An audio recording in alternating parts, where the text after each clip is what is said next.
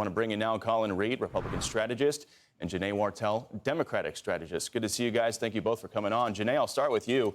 We've been hearing from a lot of Democrats that a lot of group chats have started popping up talking about this. What are you hearing from your Democratic colleagues about what KJP is doing these last few days? Well, I think Simone Sanders' take is right on this, right? She is entitled to have her own opinion and her own perspective of her time at the White House. And I think it's important to allow people to tell their stories. Now, that doesn't shield her from the criticism that some may have about the timing, about the substance of her book and what she's sharing now, but we should allow people to tell their stories and have their own perspectives. She is one, however, influential staff member inside of the Democratic Party. She doesn't speak for the entire party. She doesn't know every single perspective from everyone who worked at the White House or everyone who worked on the campaign trail. So allow her story to be told inside of her own truth, and refrain from the disrespect and the hateful comments. And Colin, with Karine Jean-Pierre switching parties, she's just one of several that have made that decision recently. If we can pull up this graphic right here, there have been a few other Democrats who, since the 2024 election, have decided to switch their party allegiance, 4 switching Republican, 1 switching to independent. Your thoughts on that, and why haven't we seen any Republicans switching Democrat? Well, Bill, Karine Jean-Pierre better hope this book sells like gangbusters, because after this, there's no one left in America with whom she has any credibility. She long ago lost the trust of the 80% of America who thought President Biden was too old, and she was out there standing behind the White House podium telling us that she was leading the staff in jumping jacks and he was the fittest person ever. And now she's gone and torched the 20% or so of her friends and allies who helped give her all these incredible opportunities and positions and what she's done. And look, when you turn on your friends, you got no one left. And the thing is, we all talk about how this Biden story, how long it's going to go on, how long it's going to last, when will it ever end? And until the Democrats find a way out of these scintillating tell-all books that are just exposing these incredibly sordid details, we're going to stay in this doom loop, and the Democratic Party is just going to run around in circles, chasing their tails, trying to pick themselves up off the ground and figure out how to offer a compelling vision, message, or leader for the future. I do want to talk to you guys about another topic, which was this huge crash out we all witnessed on Twitter yesterday. Epic may not even be a strong enough word to describe the battle that exploded between the world's most powerful official and likely its most powerful civilian, President Trump and Elon Musk, duking it out on the public stage. Here's just a tiny little sample of an infinite number of headlines on the feud that went from a simmer to a raging boil, all within about a 12-hour period. The New York Post out with probably one of their best covers ever, "I hate my ex." Remains to be seen if the breakup is going to turn into a make-up. The White House reportedly working to try and broker a ceasefire, possibly with a phone call today. But Democrats have vigorously and vocally despised Elon Musk for even working with Donald Trump. Here they are in the last weeks and months. Take a listen.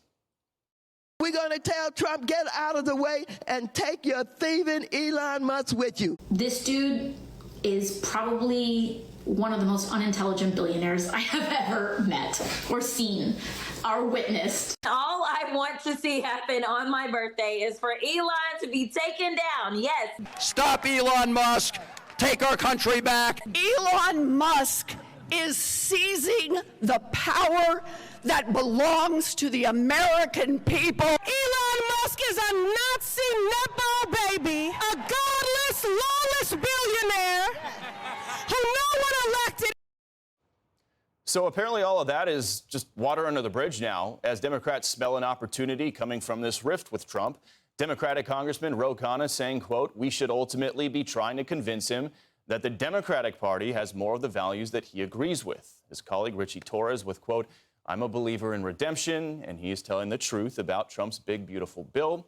And a Democratic strategist says, quote, "Of course Democrats should welcome Musk back," quote, "It's a zero-sum game. Anything that he does moves toward Democrats, hurts Republicans." And never mind this, dozens of instances of leftist violence and threats against Tesla cars, their owners, dealerships, and repair centers, with scenes like these all across the country. Democratic Senator John Fetterman bucking his own party over all the hypocrisy. The Dems, we've been dumping all over Musk and vandalizing Teslas or whatever, and now suddenly we might be more back into him. And now it's suddenly, now Musk is right. Well, we were just, going after him for all those months now. We have to decide, where are we thinking about him? So, Janae, Democrat activists were firebombing his Tesla properties. Democrats are saying if they win the midterms, they want to bring him in for hearings. Some Democrats were calling him Nazis. Are you one of the Democrats who would welcome Elon Musk if he were to start making a shift to the left? Well, let's be clear. In this moment, we can hold multiple truths. We can both hold Elon Musk accountable for the legacy of his participation in this administration. He's been complicit with the Trump agenda. He's made arbitrary cuts under the cover and the leadership of Doge. He's had access to personal information of everyday Americans. And we can really hold the truth of his legacy and the harm that he did to our democracy and to this administration's credibility, and both understand that in this moment he stepped out of his role in shadow government and now is assuming the role again of private citizen and billionaire, and that he may be making some important and truthful points about the harm that this bill and the Trump administration are doing to everyday Americans. So it's not an either or, right? It's a both and many Democrats can have different perspectives and opinions about what's happening with his post-Trump administration legacy and still agree that he did tremendous harm while he was closer and right hand to President Trump. So, Colin, it sounds like Democrats hate everything he did, but they're willing to look the other way now in case he wants to come on over to their side. Your thoughts? Are Republicans worried about losing Elon? Yeah, look, the whole thing doesn't pass the smell test, and that's the problem the Democrats have inherently, is that the American public is smarter than the messages they're trotting out. We talked about party switchers, Bill. Don't forget, Elon Musk voted for Obama twice. He voted for Hillary Clinton. He voted for Joe Biden. He left the Democratic Party because he was so repulsed at what he was seeing, and he was also drawn to Donald Trump's message of reforming government from the upside down. And, by the way, he got a really important conversation started on government spending. It's one that's going to be to the long-term benefit of this country, and my guess is these two guys will find their way back to each other. But in the meantime, it's certainly interesting copy, and we're all sitting back and enjoying the show. Yeah, we'll wait and see if the bridge can be mended. The White House telling Fox today there's no phone call set, so we'll see how long it takes for them to possibly fix things. Thank you guys for coming on. Good to see you.